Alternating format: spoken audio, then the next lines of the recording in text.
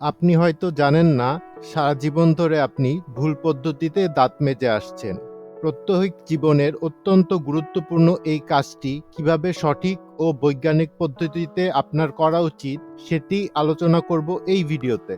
ভিডিওটি দেখার পর আপনার ব্যক্তিগত জীবন দর্শন, সামাজিক মূল্যবোধ ও পারিবারিক আবেগ অনুভূতি শতভাগ গ্যারান্টি সহকারে পাল্টে যাবে বলে আশা করছি।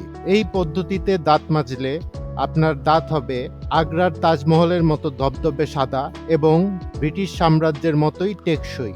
সুতরাং কোনো অংশ মিস না করে ভিডিওটির প্রতিটা সেকেন্ড মনোযোগ সহকারে দেখুন।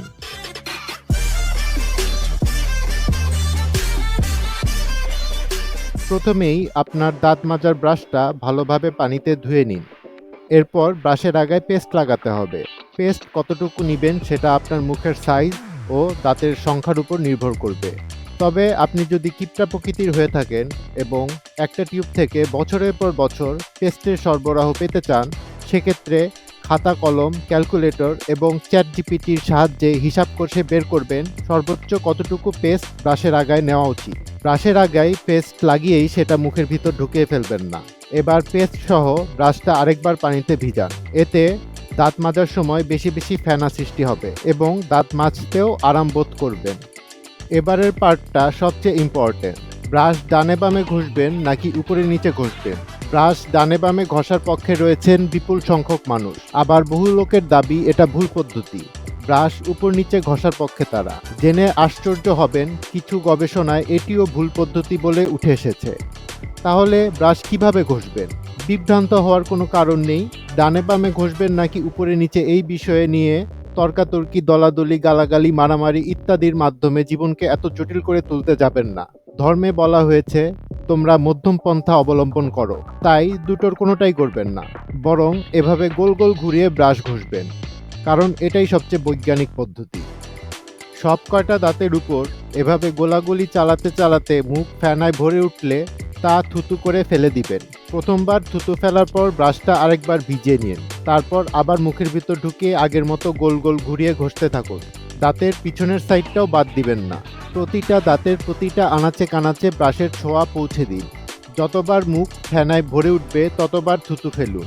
আর প্রতিবার থুতু ফেলার সময় ব্রাশটা ভিজিয়ে নিতে ভুলবেন না। যখন দেখবেন মুখে আর ফেনা সৃষ্টি হচ্ছে না, তখন বুঝবেন ঘষাঘষির পর্ব শেষ। এর পরের ধাপে আপনাকে কুলি করতে হবে।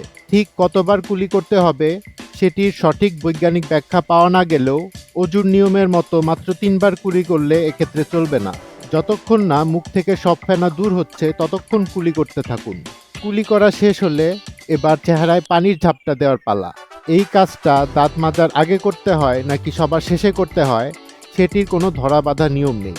আপনার যদি সকালবেলার ঘুম ঘুম ভাব নিয়ে আরও কিছুক্ষণ কাটানোর ইচ্ছা থাকে, অথবা সকালের নাস্তার পর আরেকটু ঘুমিয়ে নেওয়ার সুযোগ থাকে, তখন এই পার্টটা আপনি স্কিপ করেও যেতে পারেন। তবে সামাজিক গবেষণায় উঠে এসেছে চোখ থেকে ঘুম ঘুম ভাবটা দূর না হওয়া পর্যন্ত পানির ঝাপটা দেওয়া উত্তম। পানির ঝাপটা নেওয়া শেষ হলে আয়নায় নিজের চেহারাটার দিকে একটু তাকান। ঘুম থেকে ওঠার কারণে চুল এলোমেলো হয়ে থাকতে পারে। একটু পানি ভিজিয়ে চুলগুলো ঠিকঠাক করে নিলেই একটি কার্যকর বৈজ্ঞানিক পদ্ধতিতে দাঁত মাজার মাধ্যমে দিনটা শুরু করার জন্য আপনি প্রস্তুত হয়ে যাবেন।